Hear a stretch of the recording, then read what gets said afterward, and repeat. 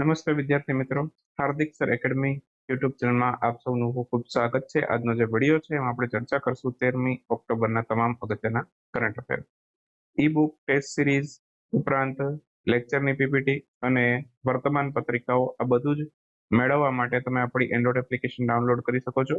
Link ડિસ્ક્રિપ્શનમાં પણ છે, બાકી તમે પ્લે સ્ટોરની અંદર પણ આપણી એપ્લિકેશન છે એને સર્ચ કરી શકો છો। આ વર્તમાન પત્રિકાનો સ્ક્રીનશોટ છે જેમાં 2 પેજની અંદર દિવસના તમામ અગત્યના કરંટ અફેર છે એ તમને સેટ કરી દઈએ છીએ, જેની પ્રિન્ટ આઉટ પણ લઈ શકાશે અને ડાઉનલોડ પણ કરી શકાશે। શરૂ કરીએ આજનો વિડીયો। સૌથી પહેલા 2 ક્વેશ્ચન તમારા માટે।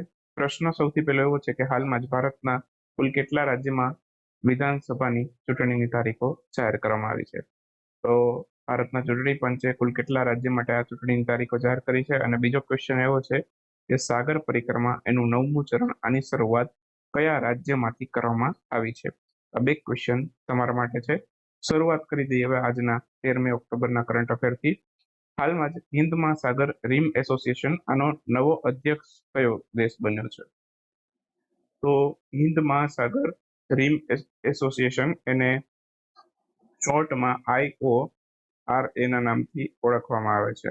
IORA આ હિન્દ મહાસાગર રીમ એસોસિએશન એટલે કે ઇન્ડિયન ઓશિયન રીમ એસોસિએશન, તો એના નવા અધ્યક્ષ તરીકે હાલમાં જ શ્રીલંકા છે એ ચૂંટાઈ આવ્યું છે। તો ઓપ્શન સી આપણો આન્સર થશે। હાલમાં જ છે હિન્દ મહાસાગર રીમ એસોસિએશન એના નવા અધ્યક્ષ પદ ઉપર છે શ્રીલંકા છે એ ચૂંટાઈ આવ્યું છે। કેટલા વર્ષ માટે શ્રીલંકાની અધ્યક્ષતા કરશે? તો કુલ 2 વર્ષ માટે છે શ્રીલંકા હિન્દ મહાસાગર રીમ એસોસિએશનની અધ્યક્ષતા કરશે। બરાબર, ક્યારથી ક્યાર સુધી? તો કે 2023 થી લઈને 2025 સુધી આની અધ્યક્ષતા કરશે। બાકી હવે અત્યારે 11મી ઓક્ટોબરે 2 દિવસ પહેલા જે શ્રીલંકાના કોલંબોની અંદર રીમ એસોસિએશનની જે 23મી બેઠક થઈ હતી, તો એમાં શ્રીલંકાના જે વિદેશ મંત્રી છે અલી સાબરી, તો એમણે આની અધ્યક્ષતા કરી હતી। ભારતના વિદેશ મંત્રી પણ આની અંદર ઉપસ્થિત રહ્યા હતા। બરાબર, તો આટલું ખાસ આમાંથી યાદ રાખીશું। બાકી પૂરું નામ આનું ઇન્ડિયન ઓશિયન રીમ એસોસિએશન છે। 1997માં આની સ્થાપના થઈ। ક્વેશ્ચનમાં એવું પણ આવે કે આની સ્થાપના ક્યારે થઈ? 1997 માર્ચ મહિના આસપાસ આની સ્થાપના થઈ હતી અને આનું મુખ્ય મથક છે મોરેશિયસની અંદર આવેલું છે, તો એ પણ આપણે યાદ રાખીશું। મુખ્ય મથક ક્યાં છે? તો કે મોરેશિયસમાં। હાલમાં જ સામિયા હસન એમને JNU દ્વારા ડોક્ટરેટની માનદ ઉપાધિથી સન્માનિત કરવામાં આવ્યા હતા। તો એ કહેવાનું એટલું છે કે આ કયા દેશના રાષ્ટ્રપતિ હતા? તો હાલમાં જ સામિયા હસનને JNUએ ડોક્ટરેટની ઉપાધિથી સન્માનિત કર્યા છે, એ તંજાનિયાના છે। તો તંજાનિયાના રાષ્ટ્રપતિ હતા, તો ઓપ્શન સી આપણો આન્સર થશે। તો સામિયા હસન JNUએ એને ડોક્ટરેટની ઉપાધિથી સન્માનિત કર્યા છે। તંજાનિયાના સૌથી પહેલા મહિલા રાષ્ટ્રપતિ છે, તો એ પણ આપણે એના વિશે યાદ રાખશું। તંજાનિયાના સૌથી પહેલા મહિલા રાષ્ટ્રપતિ છે સામિયા હસન। ઓકે, કુલ 4 દિવસ માટે હાલમાં જ ભારતની વિદેશ યાત્રાએ આવેલ છે, તો ખાસ યાદ રાખશું 4 દિવસ માટે આવેલ છે। બાકી તંજાનિયા ઈસ્ટ આફ્રિકાનો દેશ છે અને તંજાનિયાની રાજધાની ડોડોમાં છે, ચલણ ત્યાંનું શિલિંગ છે। તો એટલી માહિતી આપણે એમાંથી યાદ રાખીશું। હાલમાં જ શિવાજીના વાઘનખ નામનો જે હથિયાર છે એને કયા દેશના સંગ્રહાલયમાંથી ભારતમાં પરત લાવવામાં આવ્યું છે? આપણને બધાને ખબર છે કે શિવાજી છે એણે વાઘનખથી અફઝલ ખાન છે બરાબર એનો વધ કર્યો હતો। તો આ અફઝલ ખાનનો વધ તો કર્યો હતો, પણ આ વાઘનખ અત્યારે આપણી પાસે નહોતા અત્યાર સુધી। તો હવે આપણે જે દેશમાંથી લાવવાના છે બરાબર, એ દેશનું નામ છે UK। તો યુકેમાં જે શિવાજીએ વાઘનખથી અફઝલ ખાનનો વધ કર્યો હતો એ વાઘનખ છે યુકેના સંગ્રહાલયમાં પડ્યા હતા। તો લંડનમાં આવેલું સંગ્રહાલય છે, ત્યાં આ વાઘનખ છે રાખવામાં આવ્યા હતા અત્યાર સુધી।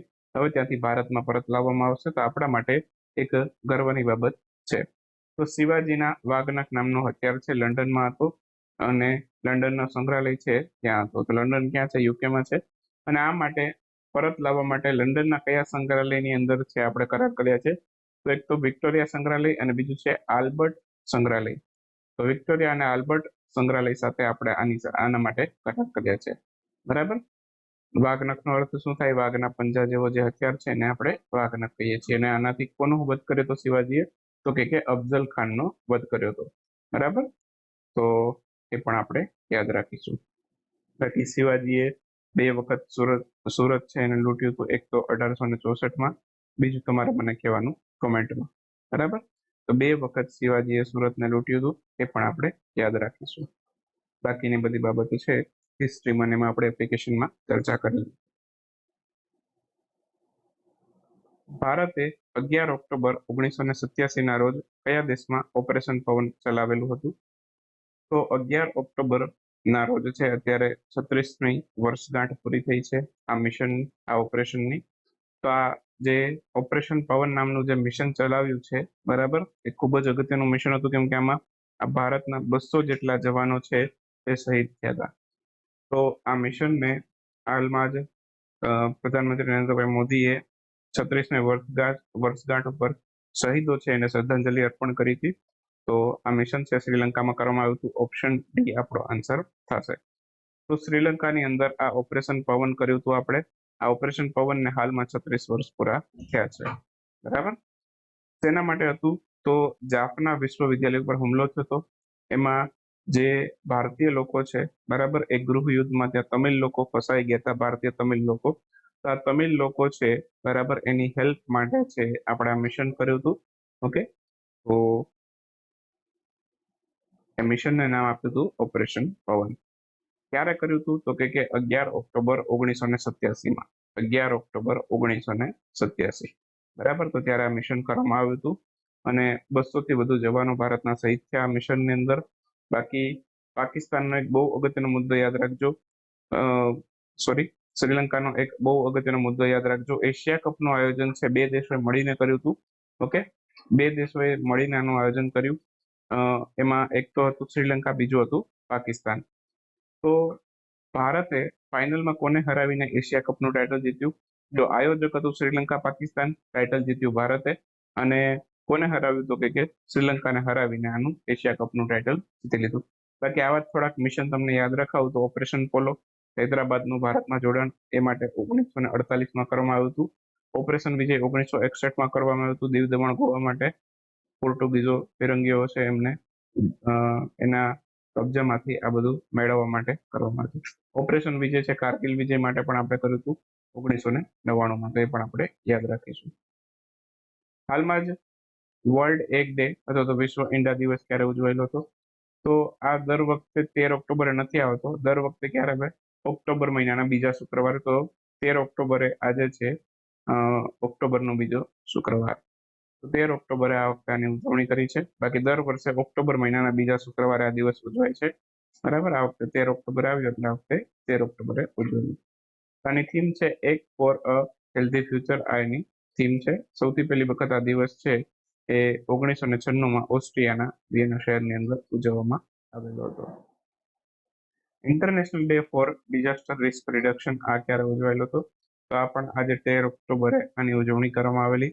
તો international day four disaster risk reduction.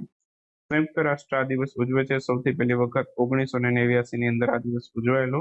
2023 માટે આની થીમ છે fighting inequality for resilient future, બરાબર. તો આ એની થીમ છે fighting inequality for a resilient future, આ એની થીમ છે. હાલમાં જ કઈ સંસ્થા દ્વારા આરોગ્ય મંથન કાર્યક્રમ છે એનું આયોજન કરવામાં આવ્યું હતું?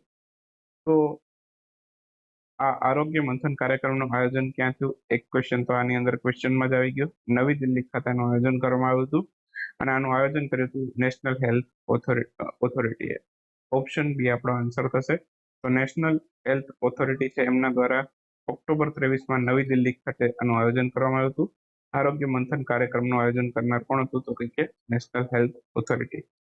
આ નેશનલ હેલ્થ ઓથોરિટીની વાત કરું તો 2019માં જે નેશનલ હેલ્થ એજન્સી હતી એનું નામ બદલી 2019માં નેશનલ હેલ્થ ઓથોરિટી કરવામાં આવ્યું હતું.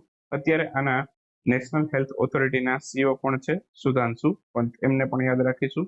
બાકી જે એક યોજના છે પ્રધાનમંત્રી આયુષ્માન ભારત પ્રધાનમંત્રી જન આરોગ્ય યોજના, તો આ યોજના છે એ સ્વાસ્થ્ય મંત્રાલય હેઠળ કાર્ય તો કરે છે, પણ આનું અમલીકરણ કોણ કરે છે? આનું અમલીકરણ કરે છે નેશનલ હેલ્થ ઓથોરિટી. તે પણ આપણે યાદ રાખીશું. બાકી આયુષ્માન ભારત પ્રધાનમંત્રી જન આરોગ્ય યોજના છે એની શરૂઆત છે એ 23 સપ્ટેમ્બર 2018 રોજ થઈ હતી અને હાલમાં અને 5 વર્ષ પૂરા થઈ ગયા છે. બરાબર, 5 લાખનો વીમો આપવામાં આવે છે. બરાબર, તો એ પણ આપણે યાદ રાખીશું. હાલમાં જ આયુષ્માન ભારત ઉત્કૃષ્ટતા પુરસ્કાર એમાં મોટા રાજ્યમાં કયા રાજ્યને શ્રેષ્ઠ રાજ્યનો પુરસ્કાર આપવામાં આવ્યો છે? તો આસામ રાજ્યને આયુષ્માન ભારત ઉત્કૃષ્ટતા પુરસ્કારથી સન્માનિત કર્યું છે મોટા રાજ્ય માટે. તો ઓપ્શન સી આપણો આન્સર થશે. હાલમાં જ આયુષ્માન ભારત ઉત્કૃષ્ટતા પુરસ્કાર જાહેર કરવામાં આવ્યો છે, જેમાં મોટા રાજ્યમાં આસામને મળ્યો છે. નાના રાજ્યની અંદર શ્રેષ્ઠ રાજ્યનો પુરસ્કાર મળ્યો નાગાલેન્ડને. યુનિયન ટેરિટરી એટલે કે કેન્દ્ર શાસિત મળ્યો જમ્મુ કાશ્મીરને. આ ઉપરાંત ક્લેમ સેટલમેન્ટ માટે સૌથી સારું પરફોર્મન્સ ધરાવનાર રાજ્ય તરીકે ઉત્તરાખંડ રાજ્યને આ પુરસ્કાર આપવામાં આવ્યો છે અને સરકારી હોસ્પિટલનો સૌથી સારો ઉપયોગ કરનાર રાજ્ય તરીકે કર્ણાટક રાજ્યને આ પુરસ્કાર આપવામાં આવ્યો છે. તો ટોટલ 5 મુદ્દા છે. આ 5 મુદ્દા તમારે આમાંથી યાદ રાખવાના છે આયુષ્માન ભારત ઉત્કૃષ્ટતા પુરસ્કારમાંથી. બરાબર, થોડાક વન લાઇનર ક્વેશ્ચન જોઈ લઈએ આજના વિડીયોમાંથી. બરાબર, 8 જેટલા MCQ જોયા, 5 જેટલા વન લાઇનર જોઈ, એટલે આજે પણ આપણે 13 જેટલા પ્રશ્ન જોઈ લીધા. બરાબર, હાલમાં જ કઈ કંપની દ્વારા પ્રોજેક્ટ કુઈપર હેઠળ છે સૌ પ્રથમ ઇન્ટરનેટ ઉપગ્રહ પ્રોટોટાઇપ છે એને લોન્ચ કરવામાં આવ્યો છે? તો એમેઝોન નામની કંપની છે એણે કુઈપર પ્રોજેક્ટ હેઠળ છે આ સૌથી પહેલો ઇન્ટરનેટ ઉપગ્રહ પ્રોટોટાઇપ છે લોન્ચ કર્યો છે. હાલમાં જ ધ બુક ઓફ લાઈફ નામનું પુસ્તક છે એનું વિમોચન કોણે કર્યું? તો બુક ઓફ લાઈફ નામનું પુસ્તક છે એનું વિમોચન કર્યું વિવેક અગ્નિહોત્રીએ. એક નિર્દેશક છે, એક ડાયરેક્ટર છે.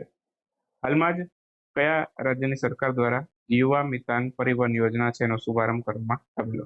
તો છત્તીસગઢની સરકારે યુવા મિતાન પરિવહન યોજનાનો શુભારંભ કર્યો. આન્સર આવશે છત્તીસગઢ. કયા રાજ્યની સરકાર દ્વારા આબુઆ વીર દશમ અભિયાનની શરૂઆત કરવામાં આવી છે? આબુઆ વીર દશમ અભિયાન છે આ ઝારખંડ રાજ્યની સરકારે શરૂ કર્યું છે. તો આન્સર આવશે ઝારખંડ. ભારત હેવી ઇલેક્ટ્રોનિક્સ લિમિટેડના નવા નિદેશક કોણ બન્યું છે? તો ભારત હેવી ઇલેક્ટ્રોનિક્સ લિમિટેડના નવા નિદેશક બન્યા છે બાની વર્મા. એમને પણ આપણે યાદ રાખીશું. તો આ સાથે 13મી ઓક્ટોબરનો વિડીયો અહીં સમાપ્ત કરીએ. મળીએ 14મી ઓક્ટોબરના વિડીયોમાં. ત્યાં સુધી રજા લઈએ.